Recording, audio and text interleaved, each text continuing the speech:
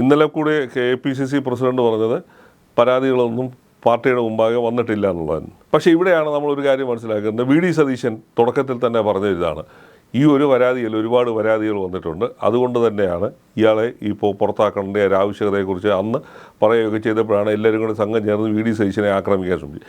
അപ്പോൾ ഇന്ന് വന്നിരിക്കുന്ന ഈ പരാതി, ഈ ഇര നേരത്തെ പരാതി കൊടുത്തിരുന്നതെന്ന് പറയുന്നു, അത് ഇവർ ഗവനിക്കാത്തതുകൊണ്ടാണ് വീണ്ടും ഒരു പരാതിയുടെ APC പ്രസിഡന്റിന് രാഹുൽ ഗാന്ധിക്കും പ്രിയങ്ക ഗാന്ധിക്കും ഒക്കെ അയച്ച് ഇപ്പോൾ കേൾക്കുന്നത് DGPക്കും കൈമാറിയിട്ടുണ്ടെന്ന് പറയുന്നു. എന്തായാലും ഈ പരാതിയുടെ ജെനുവിനിറ്റിയൊക്കെ ഇനിയും പോലീസ് അന്വേഷിച്ച് കണ്ടുപിടിക്കേണ്ടതാണ്.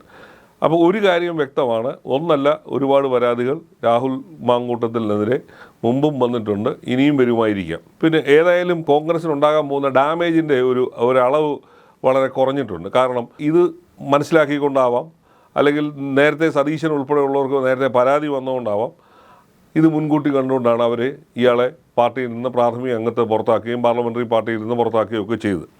അതുകൊണ്ട് അത്രയെങ്കിലും ഡാമേജ് കുറയ്ക്കാൻ പറ്റി. ഇപ്പോൾ ഇനി ഇവിടെ കാണേണ്ട ഒരു കാര്യമെന്ന് പറയുന്നത്, ഈ ചെറുപ്പക്കാരൻ പാർട്ടിക്ക് ഉണ്ടാക്കിയിരിക്കുന്ന ഡാമേജ്, അപകടം അല്ലെങ്കിൽ നാണക്കേട്, മാനക്കേട്